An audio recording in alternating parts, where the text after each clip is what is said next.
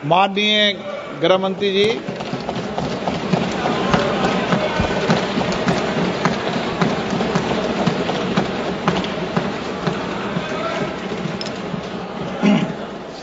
माननीय अध्यक्ष जी, आज जो मेरे साथी मंत्री बिल लेकर आए हैं उसके समर्थन में मैं खड़ा हुआ।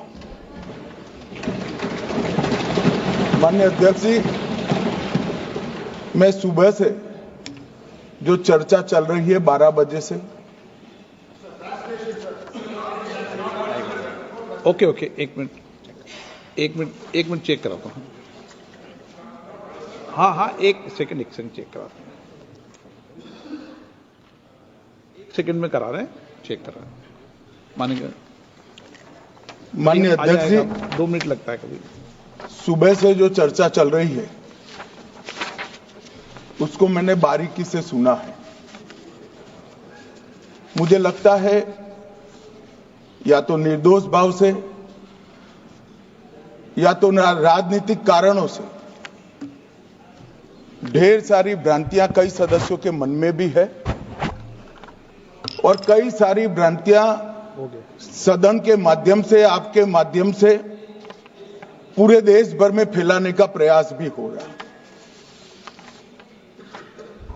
बिल पर चर्चा का जवाब तो माननीय रिज्जू साहब देंगे।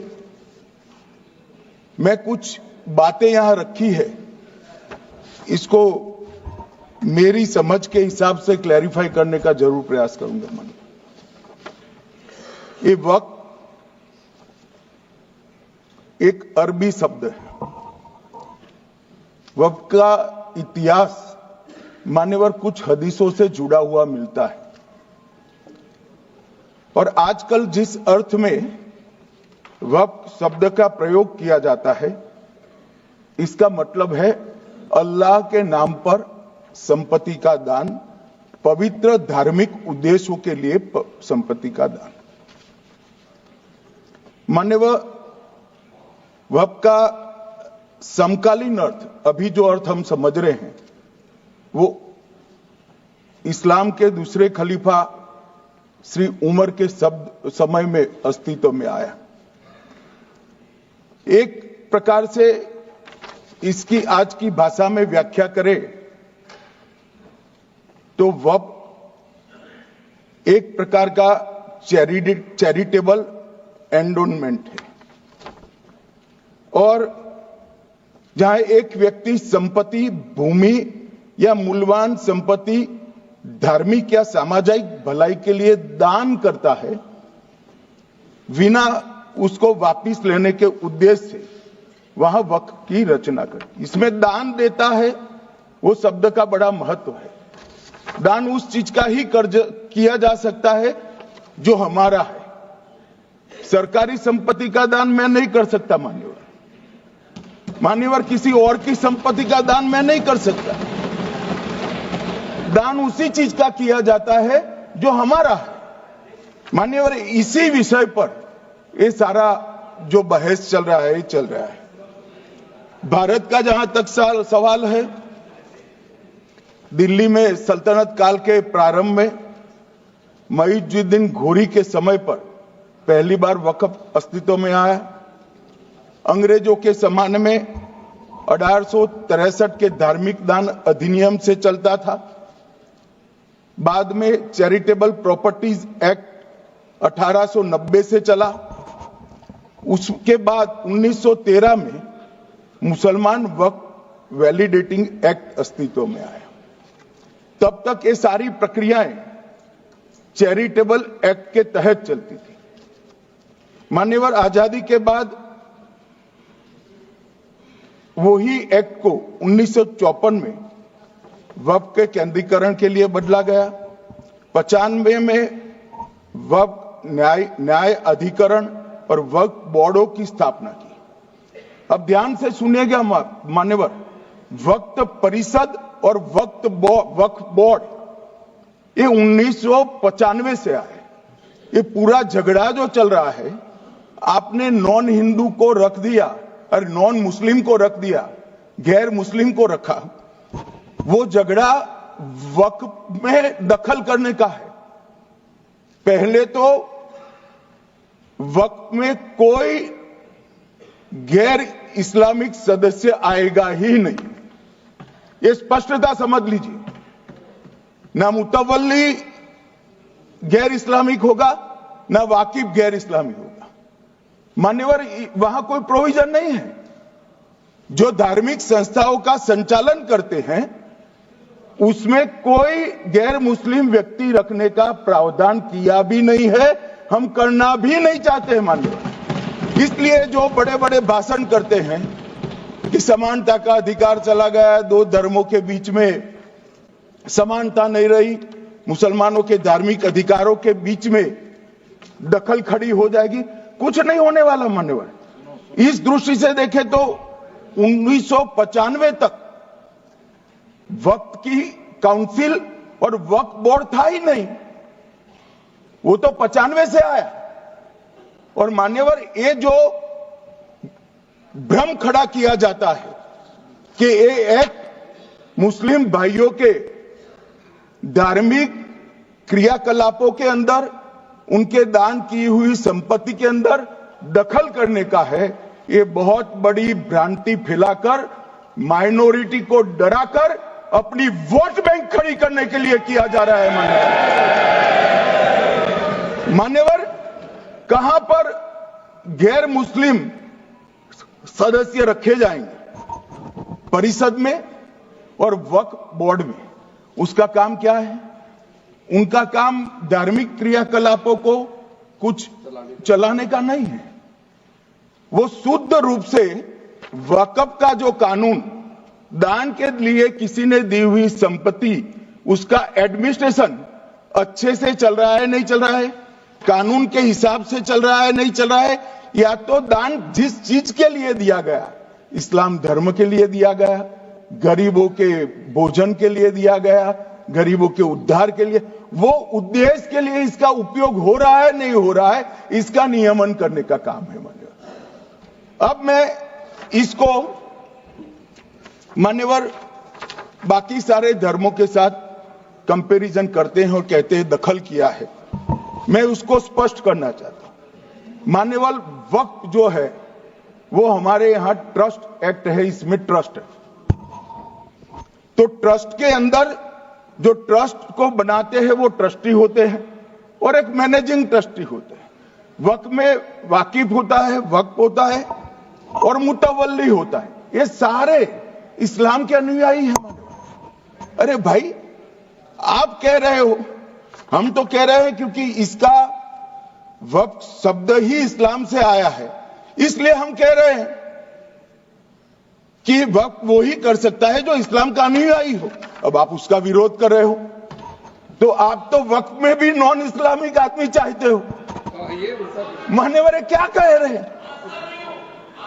हम इसलिए कह रहे हैं कि वक्फ वो ही कर सकता है जो प्रैक्टिसिंग इस्लाम को प्रैक्टिस करता होगा, क्योंकि मान्यवर इसकी उत्पत्ति ही इस्लाम के सिद्धांतों से हुई। अब मान्यवर, चाहे वक्फ धार्मिक हुआ, वक्फ बोर्ड नहीं हुआ, वक्फ परिषद भी नहीं हुई। अरे सुनो भाई, मान्यवर, ट्रस्ट के अंदर ट्रस्टी जो होते हैं, जो चर्च होगा तो क्रिश्चियन होंगे, पारसी भी होंगे, पारसी के लिए वो ट्रस्ट होगा, तो हिंदू होगा तो हिंदू के लिए। अब चैरिटी कमिश्नर हम कहेंगे कि भाई मुस्लिम क्यों आया? मुझे बताओ, चैरिटी कमिश्नर एक्ट में मुसलमान चैरिटी कमिश्नर बन सकता है या नहीं बन सकता है? उसको ट्रस्ट नहीं चलाना है, उसको चैरिटी के कानून के हिसाब से वो ट्रस्ट चले, उसकी देखरेख करनी है। ये धार्मिक नहीं है, ये धर्म का काम नहीं है मान्यवर, ये एडमिनिस्ट्रेटिव वर्क है। और इसलिए तो फिर चैरिटी कमिश्नर हिंदू होगा तो वो क्रिश्चियनों के ट्रस्ट का कैसे देखरेख करेगा? चैरिटी कमिश्नर क्रिश्चियन होगा तो जैनियों के और हिंदुओं के ट्रस्ट का कैसे देखरेख करेगा? अब बताओ कि सारे ट्रस्ट के चैरिटी कमिश्नर अलग अलग बन, देश तोड़ दोगे आप लोग। तोड़ दोगे। हमने साहब, मैं अभी भी आपके माध्यम से, इस सदन के माध्यम से देश भर के मुसलमान भाइयों बहनों को कहना चाहता हूं, आपके वक्फ में एक भी नॉन मुस्लिम नहीं आएगा। ये एक्ट में ऐसा कोई प्रावधान नहीं। मगर जो वक्फ बोर्ड है और वक्फ परिषद है, उसका काम क्या है? वक्फ की संपत्तियां मान्यवर बेच खाने वाले लोगों को पकड़कर इसके बाहर निकालने का। वक्फ के नाम पर औने पौने दाम में संपत्तियों को 100 साल तक किराए पे देने वाले लोगों को पकड़ना है। वक्फ का जो पैसा होता है, इनकम जो गिरती जा रही है, जिसके माध्यम से माइनॉरिटी का विकास करना है, माइनॉरिटी को आगे बढ़ाना है, इस्लाम धर्म की सारी धार्मिक संस्थाओं को पुख्ता करना है। ये पैसा जो चोरी होता है ना, उसको पकड़ने का काम वक्फ बोर्ड, वक्फ परिषद करे। और मान्यवर, वो चाहते हैं कि इनके राज में जो मिली भगत चली वो चलती रहे। ये नहीं चलेगी, ये नहीं चलेगी। और मान्यवर, मैं आज आपको बताना चाहता हूं क्या स्थिति हुई है। मान्यवर, सबने कहा, रिपीटेशन भी होगा, परंतु मैं कहना चाहता हूं मान्यवर कि वक्फ के 2013 में जो अमेंडमेंट्स आए, अब बिल किरण भाई का है, मगर मैं कह सकता हूं कि वक्फ का 2013 का अमेंडमेंट न किया होता तो ये बिल लाने की शायद जरूरत न पड़ती। सब कुछ अच्छा चलता था। 14 में चुनाव आने वाला था, 13 में रातों रात तुष्टीकरण करने के लिए वक्फ कानून को एक्सट्रीम बना दिया गया। और मान्यवर, इसके कारण क्या हुआ? इसके कारण दिल्ली लुटियन की 123 वीवीआईपी संपत्ति कांग्रेस सरकार ने जब चुनाव मुहाने पर थे, 25 दिन दूर था, वक्फ को देने का काम कर दिया। दिल्ली वक्फ बोर्ड ने उत्तरी रेलवे की भूमि वक्फ के नाम घोषित कर दी। हिमाचल में वक्फ की संपत्ति बताकर उस पर अवैध मस्जिद बनाने का काम किया। 250 हेक्टेयर क्षेत्रफल वाले 12 गांव पर वक्फ का स्वामित्व हो गया तब तमिलनाडु में। और मान्यवर, तमिलनाडु के 1500 साल पुराने तिरुचेंदुरई मंदिर की 400 एकड़ भूमि को वक्फ की संपत्ति घोषित कर। ये जब मंदिर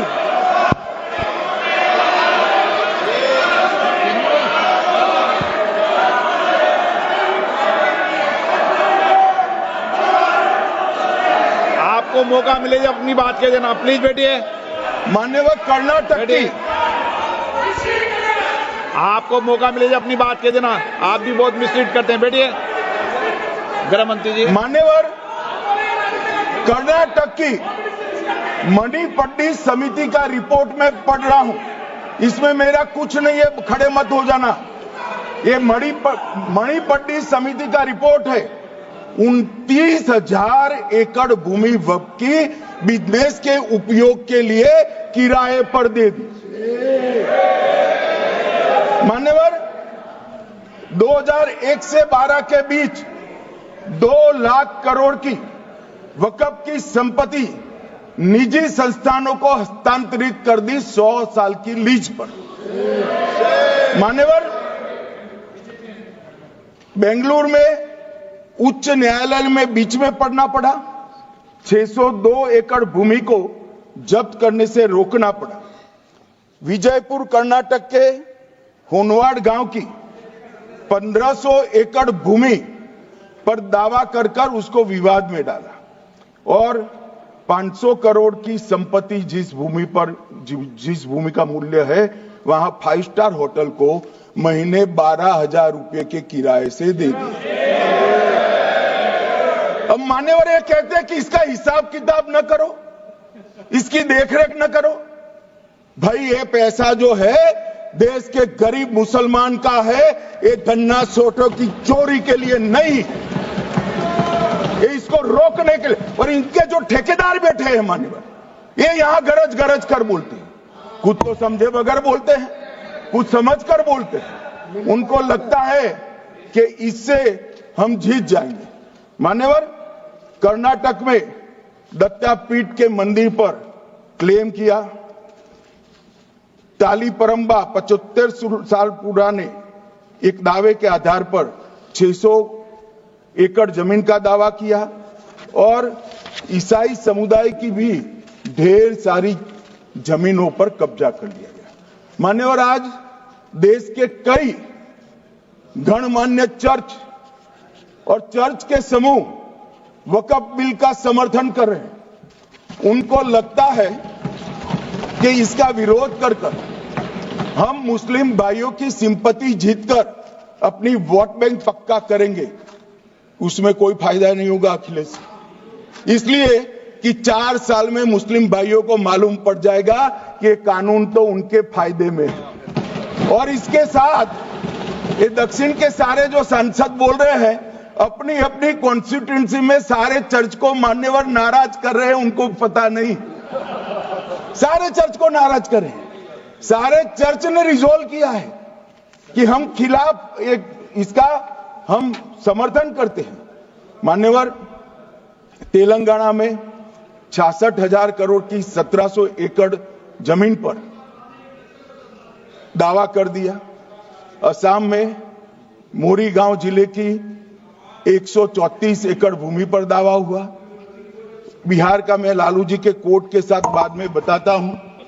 गुरुद्वारा से संबंधित हरियाणा की 14 मरला भूमि को वक्फ को सौंप दिया। और मान्यवर, प्रयागराज में चंद्रशेखर आजाद पार्क को भी वक्फ घोषित किया। और मान्यवर, महाराष्ट्र के वडानगे गांव में महादेव की मंदिर पर दावा किया और बीड में कंकलेश्वर मंदिर की 12 एकड़ जमीन वक्फ बोर्ड ने जबरन ले ली।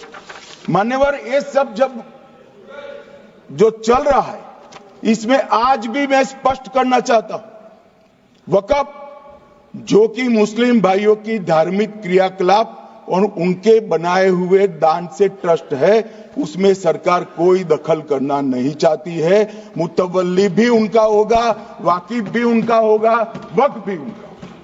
परंतु वक्फ की संपत्ति, इसका रख रखाव ठीक से हो रहा है नहीं। वक्फ का संचालन कानून के हिसाब से हो रहा है, निजी उपयोग के हिसाब से।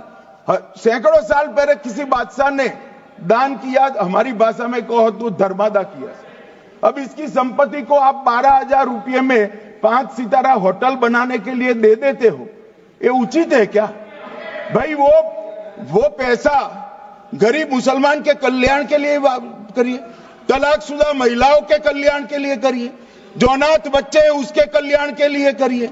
मानिए, और ये करने की जगह बेरोजगार मुसलमान युवाओं के लिए स्किलिंग का काम करिए।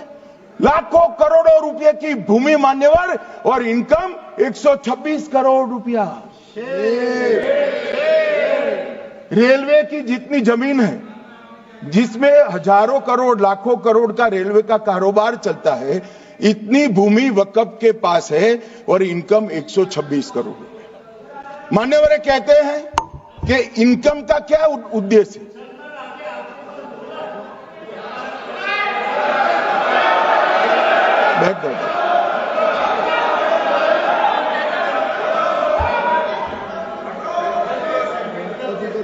मान्यवर, मैं दादा की टेंशन समझ रहा हूं, ये बंगाल के मुसलमान भी सुन रहे हैं, तो उनको टेंशन होना स्वाभाविक है। मान्यवर, लालू प्रसाद जी, आज आरजेडी के सारे सदस्य बोले, जब 2013 का अमेंडमेंट आया, मैं लालू जी का तो पूरा पढ़ना चाहता हूं, बाकी सदस्यों का सिर्फ टोकन पढ़ूंगा। लालू जी ने क्या कहा? मैडम, सरकार जो यह संशोधन विधेयक पेश किया है, सरकार की पहल का हम स्वागत करते हैं। शाहनवाज हुसैन जी और अन्य माननीय सदस्यों ने अपनी बातों को यहां रखा, मैं उसका समर्थन करता हूं। आप देखिए, सारी जमीनें हड़प ली गई है, चाहे सरकारी हो या गैर सरकारी। वक्फ बोर्ड में जो काम करने वाले लोग हैं उनके द्वारा सारी प्राइम लैंड को बेच दिया गया है। पटना में ही डाक बंगले की जितनी प्रॉपर्टी थी सब पर अपार्टमेंट बन गए। इस तरह की काफी लूट खसोट हुई है। हम संशोधन विधेयक तो आपको अंत में लाए हैं, समर्थन करते हैं, लेकिन मैं चाहता हूं कि भविष्य में आप कड़ा कानून लाइए और ये जो चोरी करने वाले लोग हो उनको जेल की सलाखों के पीछे। अब सब लालू प्रसाद की इच्छा इन्होंने तो पूरी नहीं की, नरेंद्र मोदी जी ने पूरी कर दी। ये लालू जी ने कहा था एक कड़ा कानून लाइए। मान्यवर शरीफुद्दीन शरीफ उन्होंने कहा मंत्री जी समझते हैं कि शायद इससे मुसलमानों का वोट मिल जाएगा, लिहाजा मुसलमान लोगों ने भी खुद ही तबाही मचाई है, इसलिए मैं गुजारिश करूंगा कि इसके लिए आप सख्त कानून बनाइए, उनके हाथों में हथकड़ियां पहनाइए और जो उनके कब्जे किए हैं वो जमीनों बेचकर गरीब और तलाकशुदा मुस्लिम बहनों का कल्याण करिए। इसके बाद श्री हमीदुल्लाह सैयद लक्षद्वीप से थे, उनका भी इसी टोन का भाषण है। और मान्यवर मैं आज की बात नहीं कर रहा हूं, 2013 का जो बिल कांग्रेस पार्टी लेकर आई इसके विरोध में इनके समर्थकों ने जो कहा था मान्यवर ये है। और क्या होगा भाई इससे? पारदर्शी ऑडिट होगी, आज ऑडिट ही नहीं हो रही। रिपोर्ट ऑनलाइन जमा करने की सिस्टम नहीं है, वो होगी, रिपोर्ट देनी पड़ेगी, बैलेंस शीट जमा करनी पड़ेगी, ऑडिट होगी, कैग के रिटायर्ड ऑफिसर ऑडिट करेंगे और मान्यवर पारदर्शिता आएगी। इससे क्यों डरना चाहिए किसी को? पारदर्शिता से क्यों? और वक्फ बोर्ड और वक्फ परिषद इसका कोई ऑर्डर हम ऐसा नहीं लिख रहे हैं कि कोर्ट में नहीं जा सकते। आपने तो कर दिया था कि ये ऑर्डर को कोई कोर्ट में चैलेंज ही नहीं कर सकता, पूरा संविधान वहां समाप्त कर दिया मान्यवर। और मान्यवर हम तो इसको कहते हैं कि कोई भी चैलेंज कर सकता है कायदे की अदालत में। इस देश में संविधान का राज है, ग्रीवेंसेस जिसका भी हो कोर्ट में जा सकता है। 2013 में जिसकी भूमि हड़पी इसके ग्रीवेंसेस को भी कोर्ट के फोरम से बाहर करने का पाप एक कांग्रेस पार्टी ने किया। मान्यवर एक अफवाह और फैला रहे, रिट्रोस्पेक्टिव इफेक्ट से आ रहा है। मैं स्पष्ट कर देना चाहता हूं, इस सदन में बोलने के वक्त जिम्मेदारी के साथ बोलना चाहिए। अगर ये कानून का पहला पेज और तीसरी तक धाराएं भी पड़ी होती तो इसमें स्पष्ट लिखा है ये कानून का अमल जिस दिन पारित होने के बाद भारत सरकार नोटिफिकेशन बाहर निकालेगी उस दिन के बाद होगा। मतलब रिट्रोस्पेक्टिव इफेक्ट नहीं है, मगर मुस्लिम भाइयों को डराया जा रहा है कि रिट्रोस्पेक्टिव इफेक्ट से आएगा। मान्यवर ये कह रहे कलेक्टर क्यों रखा है? मुझे एक बात बताओ भाई, जो बता सकते हैं, अगर किसी मंदिर के लिए जमीन खरीदनी है तो जमीन की मालिकी किसकी है वो हमारे देश में कौन तय करता है? सबको मालूम है, कलेक्टर करता है सर, रेवेन्यू ऑफिसर वही है। तो अगर वक्फ की भूमि जो वक्फ कर रहा है उसकी है या नहीं है, इसकी जांच कलेक्टर करे तो इसमें आपत्ति क्या है? वक्फ तो दान है भाई, और दान अपनी संपत्ति का किया जा सकता है, किसी और की संपत्ति का नहीं किया जा सकता। गांव में कोई बेचारा अमेरिका गया है 4 महीने पढ़ने के लिए, घूमने के लिए आता है तो कि वक्फ घोषित हो गया। कोई कारोबार करने के लिए दिल्ली आया, आता है तो कि वक्फ घोषित हो गया। अरे ऐसे नहीं होता भाई, कलेक्टर को पूछना पड़ेगा सरकारी संपत्ति है या नहीं है, इसकी जांच करनी चाहिए या नहीं करनी चाहिए। ढेर सारे मंदिर बनते हैं, बने भी है, बनेंगे भी, ढेर सारे चर्च बने हैं, गुरुद्वारे बने हैं, सरकारी संपत्ति पर बन सकते हैं क्या? नहीं बन सकते मान्यवर। जहां वक्फ की घोषणा होती है वो भूमि सरकारी है या नहीं है वो सत्यापित करना ही चाहिए, और कलेक्टर के अलावे इसको कोई सत्यापित नहीं। मान्यवर इन्होंने इन्होंने, मैंने पहले भी बताया मान्यवर, कोर्ट को भी रास्ते से निकाल दिया। मैं बाद में बात करता हूं मान्यवर, ये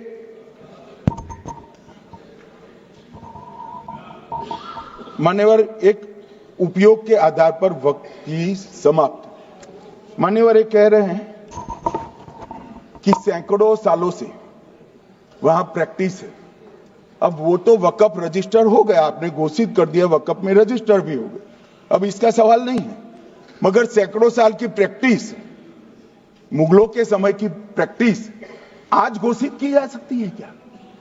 अगर वहां नमाज पढ़ रहे हैं तो लोग देखते होंगे, कब्रिस्तान होगा लोग देखते होंगे, दरगाह होगी तो लोग देखते होंगे, और घोषित भी हो चुका होगा, रजिस्टर भी हो चुका होगा। अब अगर आप वक्फ घोषित करना है तो उसको ऐसे नहीं कर सकते मान्यवर, अधिकृत करना चाहिए। मान्यवर, जो दूसरा सुधार लेकर आए किरण जी, वो ही है कि धारा 36 में वक्फ संपत्तियों को बिना किसी स्पष्ट प्रक्रिया से, मालिकी की प्रक्रिया से पंजीकृत नहीं किया जा सकता। मान्यवर, अपील का प्रावधान वर्तमान में अधिनियम में ट्रिब्यूनल के निर्णय के खिलाफ अपील करने का कोई प्रावधान नहीं है।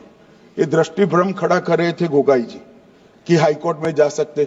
हाईकोर्ट में सिविल सूट नहीं जा सकता, रीट के अधिकारों का उपयोग कर हाईकोर्ट में जा सकते हैं। सिविल सूट में ज्यादा प्रोटेक्शन मिलता है मूल मालिक को। आपने सिविल सूट को खत्म कर दिया था। रीट के जुडिक्शन बहुत सीमित है, हम सब जानते हैं कि ये सीमित कर दिया गया था, आप भी जानते हो, मगर आपको वोट बैंक चाहिए। मान्यवर, ये हमारा स्पष्ट सिद्धांत है भारतीय जनता पार्टी की, मोदी सरकार का, कि वोट बैंक के लिए हम कोई कानून नहीं लाए। कानून न्याय के लिए होता है, कानून लोगों के कल्याण के लिए होता है। इन्होंने कहा कैसे कैसे कानून आए हैं, मैं बता देता हूं सब। अभी कांग्रेस के महासचिव और माननीय सदस्य कह रहे थे क्या कानून आ रहे हैं सब, किस प्रकार के कानून आ रहे हैं। मान्यवर, इसी सदन में नरेंद्र मोदी सरकार ही महिलाओं को 33% आरक्षण का कानून लाए। इसी सरकार में पिछड़ों को संवैधानिक अधिकार दिया गया। मान्यवर, इसी सरकार में बजट जो आए, इसमें गरीबों को गैस, शौचालय, पानी, 5 लाख तक का बीमा, 5 किलो अनाज, बिजली और घर दिए गए। मान्यवर, और कन्वर्जन कानून की बात करते थे और हंसते हंसते कहते थे कर्नाटक सरकार कन्वर्जन कानून लेकर आई है। सबसे पहला कन्वर्जन कानून उड़ीसा और मध्य प्रदेश में कांग्रेस सरकार लेकर आई, मगर उस वक्त कांग्रेस सरकार तुष्टीकरण की नीति पर नहीं चलती थी, महात्मा गांधी के सिद्धांतों पर चलती थी।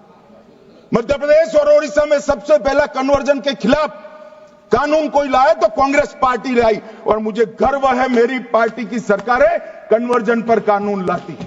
मान्यवर, सबको अपना धर्म का अनुसरण करने का अधिकार है, कोई शौक से करे, मगर लोभ, लालच, भय, इससे धर्म परिवर्तन नहीं कराया जा सकता। किसी गरीब के पास खाना नहीं है, खाना देकर उसका धर्म बदला दोगे?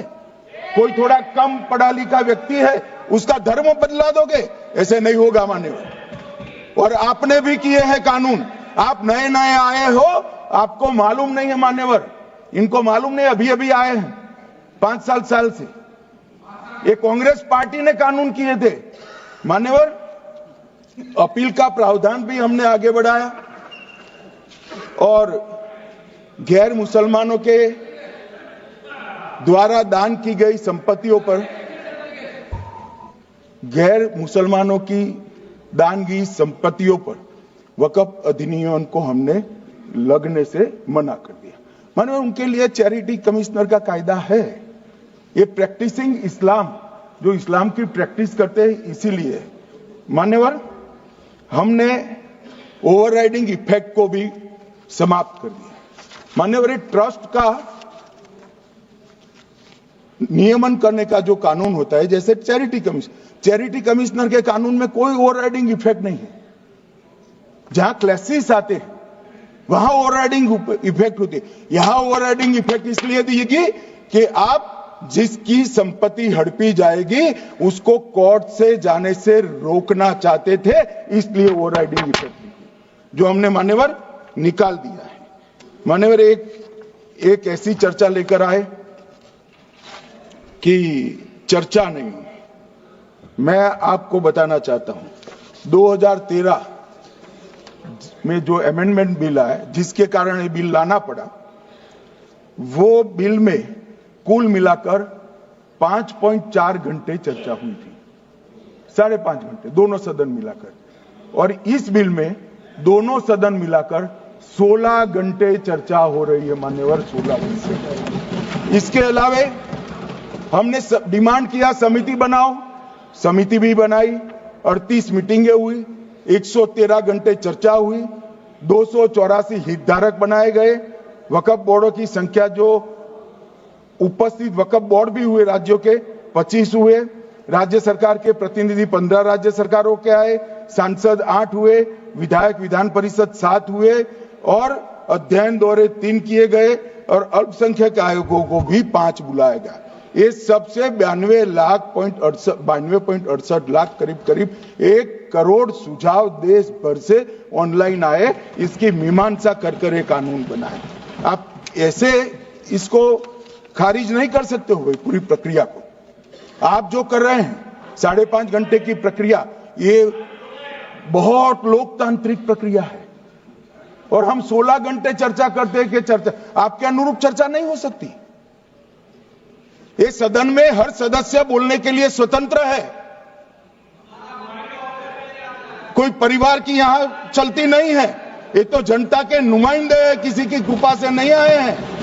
मान्यवर, वो जो दिल में है, जो जनता की आवाज है, वो रखेंगे। मान्यवर, एक सदस्य द्वारा कहा गया कि ये मिसलीडिंग है कि पुराने कानून में 2013 के जो अमेंडमेंट्स थे उसमें अपील का प्रोविजन था। अब मैं कहना चाहता हूं 83(9) उसमें अधिकरण द्वारा किए गए किसी भी विनिश्चय का आदेश विरुद्ध, चाहे वो अंतरिम हो या फाइनल, इस पर अपील नहीं हो सकती। इसका मतलब अपील का प्रोविजन आपने रखा ही नहीं था।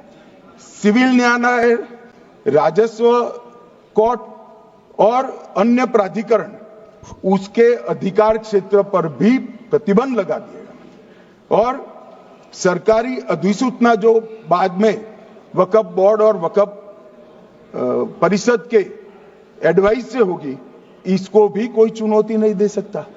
मान्यवर, मुझे ये बताओ कि अभी अभी फैशन है संविधान लहराने की। ये संविधान के हिसाब से सरकार का या किसी भी निजी संस्था का कोई भी फैसला मान्यवर कायदे की कोर्ट से बाहर कैसे हो सकता है? कोई भी फैसला हो, ये देश की अदालत वो फैसले तक रुचि नहीं रखेगी। नागरिक ग्रीवेंसेस लेकर कहां जाएंगे? जिसकी भूमि हड़प कर ली गई वो कहां जाएगा? ऐसा नहीं चलेगा। आपकी वोट बैंक के लिए आपने किया था, हम खारिज कर रहे हैं, हम खारिज कर रहे हैं। ऐसा नहीं चलेगा। अदालत में जाइए, जिसको ग्रीवेंसेस है इधर और साइड से, और अदालत न्याय करेगी। न्याय के लिए तो अदालतें बनी हैं। और मान्यवर, यहां एक सदस्य ने कह दिया माइनॉरिटी इस कानून को स्वीकार नहीं करेगी। क्या धमकाना चाहते हो भाई? संसद का कानून है, सबको स्वीकार करना पड़ेगा। स्वीकार नहीं करेंगे मतलब क्या है? कैसे बोल सकते हैं कोई? हम कानून को स्वीकार नहीं करेंगे। ये कानून भारत सरकार का है, हर एक पर बंधन करता होगा और इसको स्वीकार करना पड़ेगा। मान्यवर, ये हमने तो खैर वक्फ को छेड़खानी नहीं की। वक्फ बोर्ड और वक्फ परिषद के अंदर बदलाव किया है, मगर वक्फ के लिए भी क्या क्या जजमेंट आए।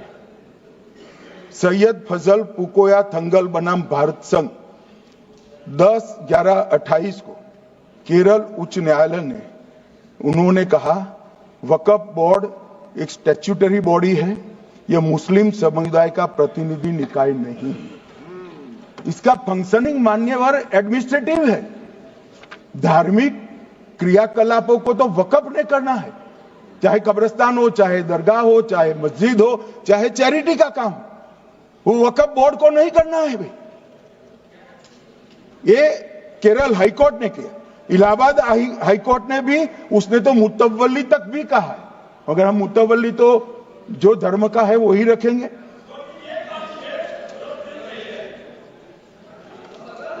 मान्यवर, इन्होंने कहा एक मुतवल्ली के कर्तव्य विशुद्ध रूप से धर्म निरपेक्ष कैरेक्टर है, मगर हम मुतवल्ली को छू नहीं रहे। मान्यवर ये कह रहे थे कि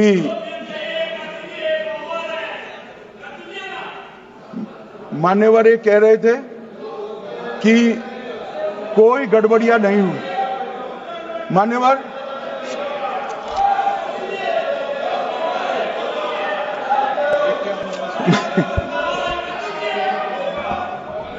मान्यवर 2013 में अन्यायी कानून आया। भाई करने थोड़ा शांत हो जाइए। ये 26 के कारण डरे हुए हैं और कुछ कारण नहीं। चुनाव जो है ना अक्टूबर में, 25 में जो चुनाव है इसके कारण डरे। मान्यवर भाई बैठ जाओ। मान्यवर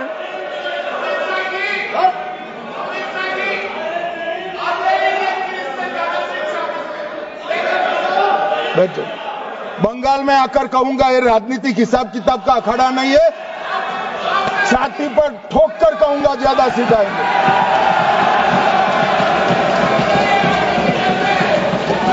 मान्यवर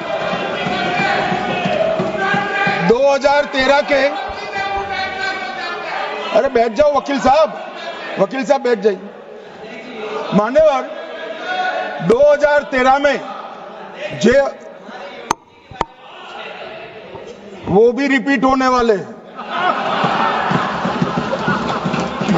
मान्यवर 2013 में बैठ जाओ। मान्यवर 1913 से लेकर 2013 तक 1913 से 2013 तक वक्फ बोर्ड का कुल एकड़ में भूमि सब वक्फ का मिलाकर 18 लाख एकड़ था। मेरी विनंती है सभी सदस्य इसको ध्यान से सुनिए। 1913 से 2013 तक 18 लाख एकड़ और 13 से 25 तक एक कानून बनने का परिणाम क्या आया, और नई 21 लाख एकड़ भूमि बढ़ गई। अब मान्यवर 39 लाख एकड़ जो भूमि है उसमें 21 लाख एकड़ 13 के बाद। अब ये कह रहे हैं कि इसका दुरुपयोग नहीं हो रहा है मान्यवर। और लीज पर दी गई संपत्तियां 20,000 थी और 25 में रिकॉर्ड के हिसाब से, हो सकता है गलत भी हो सकता है, रिकॉर्ड्स के हिसाब से शून्य हो गई। तो मान्यवर संपत्तियां कहां गई? मान्यवर बेच दी गई। किसकी संपत्ति से, किसकी परमिशन से बेचा? मान्यवर मैंने पहले ही कह दिया कि केरल और देश भर के Catholic bishop council, Catholic bishop conference of India, Catholic Congress Kerala, भारतीय कैथोलिक धर्मगुरुओं की महासभा, केरल चर्चों की संयुक्त परिषद, कैथोलिक कांग्रेस केरला, ये सब ने इस बिल का समर्थन करा है और कहा है अन्यायी 2013 का सुधार। हम अकेले नहीं कह रहे मान्यवर। और मान्यवर, इसी एक्ट में हमने एक बात कही कि जो योगदान था वक्फ बोर्ड का वो 7% से घटाकर 5% कर दिया। मान्यवर, अब ये जो कह रहे हैं ये मुसलमान भाइयों के हित में कह रहे हैं जिसका विरोध कर रहे हैं या अहित में? अगर 7 से 5% हमने कम किया तो ये कहां जाएगा? वो वक्फ में रहेगा। वक्फ बोर्ड का कम किया है। जो मस्जिद चल रही है उसको हमने 2% बढ़ाया है। ये उल्टा समझ रहे हैं मान्यवर। ये बिल जमीनों की सुरक्षा प्रदान करेगी मान्यवर। किसी की जमीन अब घोषणा मात्र से वक्फ नहीं बनेगी, उसको प्रोटेक्शन मान्यवर। पुरातत्व विभाग और एएसआई की जमीन को हम सुरक्षा देंगे। आदिवासी भाइयों की शेड्यूल 5 और शेड्यूल 6 की जो जमीन है वो सुरक्षित हो जाएगी। निजी संपत्ति जो आम नागरिकों की है वो भी सुरक्षित हो जाएगी। और वक्फ करने के लिए स्वामित्व को दान तो साहब अपनी संपत्ति का ही कर सकते हैं, गांव की संपत्ति का दान नहीं कर सकते। तो वक्फ निजी संपत्ति से ही स्वामित्व के बगैर नहीं हो पाएगा। इसमें पारदर्शिता लाने के लिए सूचना की प्रक्रिया को दाखिल किया गया है। वक्फ बोर्ड की वक्फ की जो संपत्ति घोषित करने की अधिकार थे उसको समाप्त कर दिए। कलेक्टर से सर्टिफाइड कराना पड़ेगा और नए वक्फ पारदर्शी तरीके से पंजीकृत भी करने पड़ेंगे। रजिस्ट्रेशन के बगैर कोई संस्था नहीं चल सकती। और मुस्लिम ट्रस्ट अब तक के जो है उसको हमने इस जो माफ करना, कई सारे ऐसे मुसलमान भाई हैं जो वक्फ के कानून को अंदर दायरे में आना नहीं चाहते। मुझे मिले थे वोरा समाज वाले, वोरा समाज है, अहमदिया है, कई सारे ऐसे समुदाय हैं, सिया भी है, पसमंदाओं के भी कुछ ट्रस्ट हैं। वो सभी को मैं एक आनंद का समाचार देना चाहता हूं, अब मुसलमान भी ट्रस्ट एक्ट के अंदर अपना ट्रस्ट रजिस्टर करा सकता है। इसके लिए कंपलसरी नहीं है कि वो वक्फ के कानून में भी जाए, चैरिटी कमिश्नर एक्ट के तहत वो करने वाला है। मान्यवर, भूमि के रिकॉर्ड का कार्यालय होगा, समाचार पत्र और क्षेत्रीय भाषाओं में इसकी एडवर्टाइज दी जाएगी। ढेर सारे प्रावधान मान्यवर इसके अंदर किए हैं। महिला, सिया, पसमंदा, वोरा, अहमदिया, उनका हमने समावेश किया ही है। और उन्होंने कहा, मैं सुन रहा था मान्यवर, एक फैशन हो गई, राम जन्मभूमि का मंदिर बनाने की बात आई तो इस देश के अंदर खून की नदियां बह जाएगी, मुसलमान रोड पर आ जाएगा, मुसलमानों का ये हो जाएगा, वो ट्रिपल तलाक, फिर से डर, सीए आया कि मुसलमानों की नागरिकता चली जाएगी। जिन जिन ने भाषण किया है, एक मुसलमान की नागरिकता गई है तो बता दो। मुसलमान भी जानता है। और मैं तो आपके माध्यम से देश के मुसलमानों को अपील करना चाहता हूं मान्यवर, मैंने बहुत झेला है। ये कहते थे कि सीए कानून मुसलमानों की नागरिकता लेने 2 साल हो गए, एक भी मुसलमान की नागरिकता गई है तो सदन के पटल पर रखी। कितना झूठ फैलाया इन्होंने। मान्यवर, धारा 370 हटाई, ये कह रहे थे मुसलमानों का ये हो जाएगा, वो हो जाएगा, फिर से उमर अब्दुल्ला जीत कर आज शासन करे। आतंकवाद समाप्त हो गया, विकास शुरू हो गया, पर्यटन बढ़ गया। मान्यवर, एक कांग्रेस पार्टी और उसके साथियों ने मुसलमान भाइयों को डरा डरा कर अपनी वोट बैंक खड़ी करने का काम किया। हम नहीं डरा रहे मुसलमानों को, आप डरा रहे हो भाई, आप कह रहे हो ये हो जाएगा। मैं कहता हूं इस देश के नागरिक को किसी भी धर्म का हो कोई आंच नहीं आएगी मान्यवर, ये नरेंद्र मोदी सरकार का सच। मान्यवर,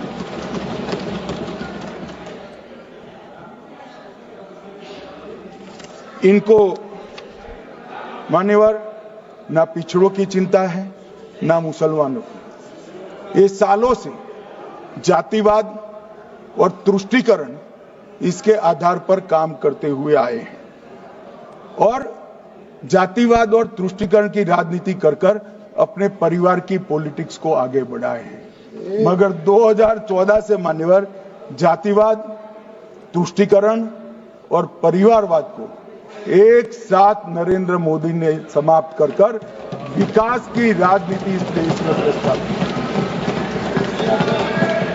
पॉलिटिक्स ऑफ परफॉर्मेंस, परफॉर्म करिए और चुनकर आइए। 3 टर्म मोदी जी को चुना है और 3 टर्म भारतीय जनता पार्टी की सरकार रहने वाली है। मेरी बात लिख कर मान्यवर, अंत में मैं किरण जी को बहुत बहुत बधाई देना चाहता हूं कि बहुत अभ्यास कर सारे दूषणों को निकालकर वक्फ कानून को शुद्ध, पारदर्शी और उद्देश्यों को समर्पित बनाने का काम रिज्जू साहब लेकर आए हैं। मैं इसका समर्थन करता हूं। खबरों के साथ बने रहने के लिए हमारे चैनल को सब्सक्राइब और लाइक करना न भूलें। धन्यवाद।